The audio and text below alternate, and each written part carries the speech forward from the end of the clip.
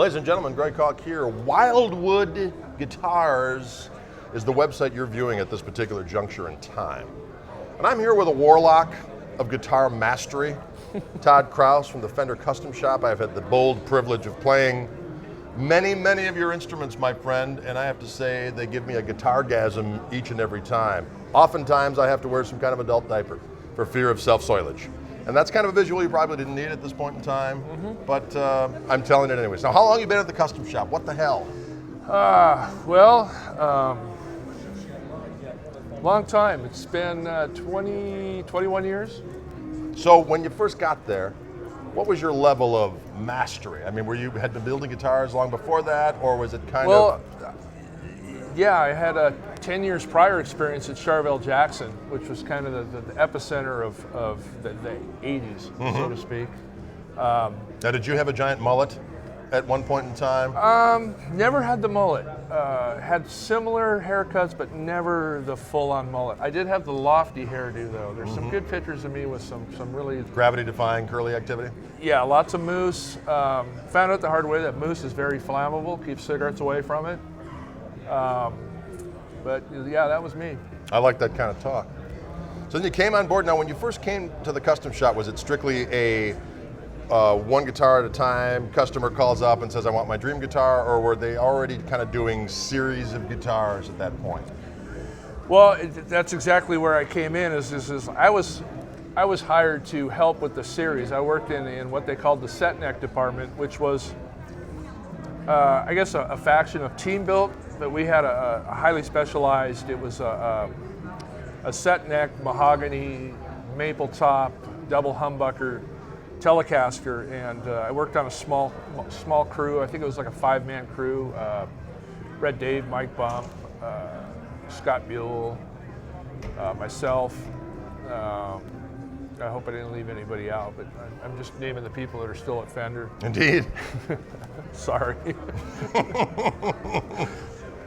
But so at what point did you become like the Master Builder we know of today? When did it make that leap to Master Built? Well, it's not a leap. You got to prove yourself. And I worked in the set neck department, and then became the lead of the set neck department. And then I went into R&D to be the model builder for the whole factory. I built many of the NAMM pieces and stuff. From R&D, I moved to artist relations, and I was the artist builder for many years, and then I made the switch from artist builder to master builder, and then from master builder to senior master builder. All right, name drop for us. Who are some famous individuals you've made axes for? That's always fun. Wow. Festus McCorkindale of the All Night Pounders? I'm sure I've made one for that guy too, but mainly, Eric Clapton, Jeff Beck. Who are these individuals? Well, these are what I would call like classic rockers. These are the guys that paved the way. Indeed. Blazed a trail, if you will. Unfortunately, I never got to make a guitar for Jimi Hendrix. I would have liked to have done that. He just would have smashed it anyway and burned it. But what kind of talk is that? It's talk of destruction. If I know that beforehand, that's cool. I won't get the paint job so maybe nice. Maybe put some mousse on it, and then it'll be a little bit more flammable. Exactly. You'll aid him in his destruction and his rampant flammability. I get to build guitars for Robin Trower. He's one of my favorites. Oh, indeed. Bridge of size. Robbie Robertson. I got to build a guitar for Bob Dylan. I mean, that's crazy. Wow. So do you interact with these dudes when you're making these guitars? Or is it kind of, hey, so-and-so wants you to build this, he wants X, Y, and Z? It depends on the artist. Sometimes if it's give me another of what I have, I mean, there's not a whole lot of interaction there. It's just like, I need another one like this. Sometimes that's just an email.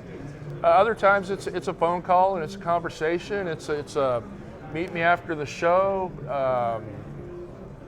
All of the above. Indeed.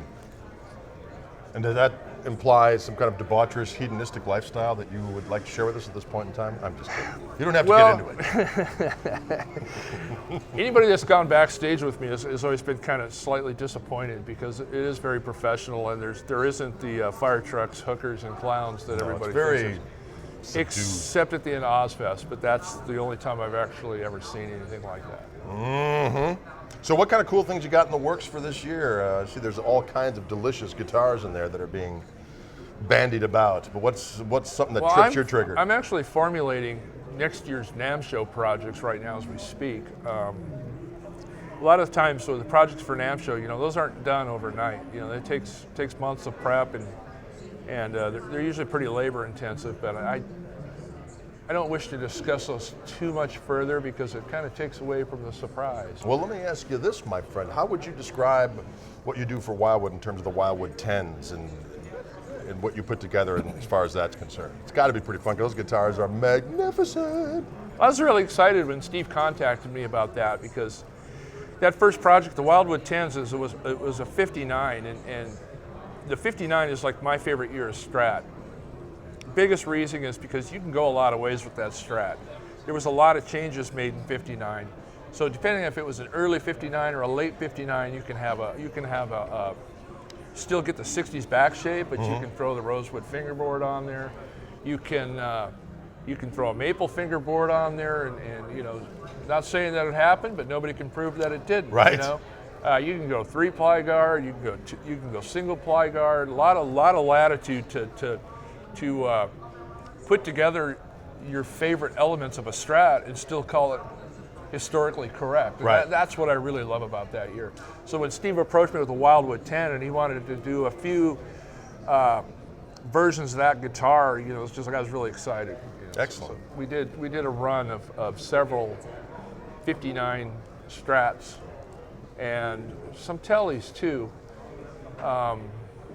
All different colors and pick guard configurations, and it was a lot of fun. Indeed. Now, how long does it take you to do that relicing process per se? If you do like a heavy relic, how long of a process is that? And do you actually image in your mind the destruction that you're inflicting, or is it? Yeah, well, I would say the majority of the dents. And I'm saying there's very few random denting, but it's kind of like if somebody told you to draw the Big Dipper, right? Okay, you got to place the stars in the right place, but you got to pepper in a couple around it just to give it the background. So, the checking, I can't really control the checking exactly. I can kind of control it, but not 100%. But my theory is like when I'm doing that relicing, it's just like that relicing is telling a story. I'm flipping the guitar over and I'm doing this. I have various tools to do the relicing with.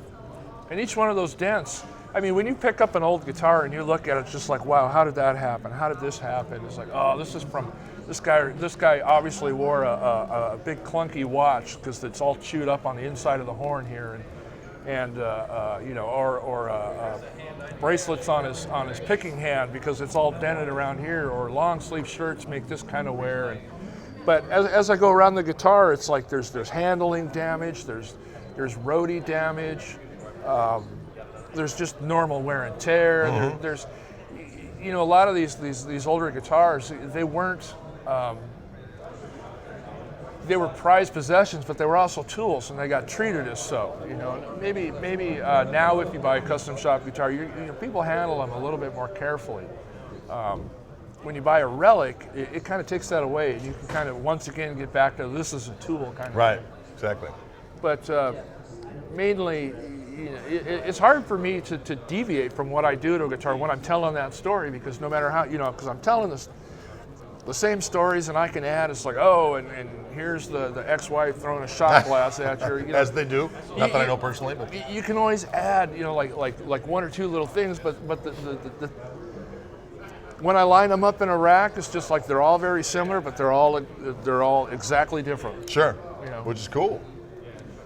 Absolutely. Now, sonically speaking, describe for us your personal opinion the difference between like an NOS, a closet classic, and what a relic would be, because there are different levels of nitrocellulose that are put on there. Correct? Yeah, it's not a huge difference. I keep threatening to do it, and I just never get around to it. It's like I want to take some bodies and paint them and finish them, and then cut them in sections so that I could actually like show people like here's the thickness of paint. Sonically different. You didn't even throw urethane in there. If you really want to confuse people, But I think with the lacquer paint jobs, the sonic difference is a lot of it comes from your attitude towards the guitar. Once again, you pick up a NOS guitar and there's not a dent or a scratch in it, you kind of, afraid to dig into it a little bit. That's a good point. And I think that's going to influence your playing. But as far as the overall sound, I mean, when was the last time you turned on the radio and went, man, I love that paint job? Right, exactly. I don't know if a measuring device exists. Everybody has different opinions, but the blindfold test. I mean, how do you do that? No two guitars. That's sound true. alike. Absolutely. Yep. So there's a lot of talk about the more the wood's exposed, the better it sounds, and it's like that may or may not be true. Right. Because some of the greatest songs ever recorded were basically recorded on new guitars. On brand new guitars. Absolutely. Yep. Indeed, powerful words, my friend. Well, thanks so much for all your insight. Thanks for taking time with us. It was fascinating. Thank you. And continue making those brilliant instruments. And I will continue to defile them to the best of my ability. Thank you. Ladies and gentlemen, here at Wildwood Guitars, I'm here with Todd Krause. And here at NAMM 2012, letting the good times roll. We'll see you in the future, if not in the pasture. Bye-bye for now. See you. Bye.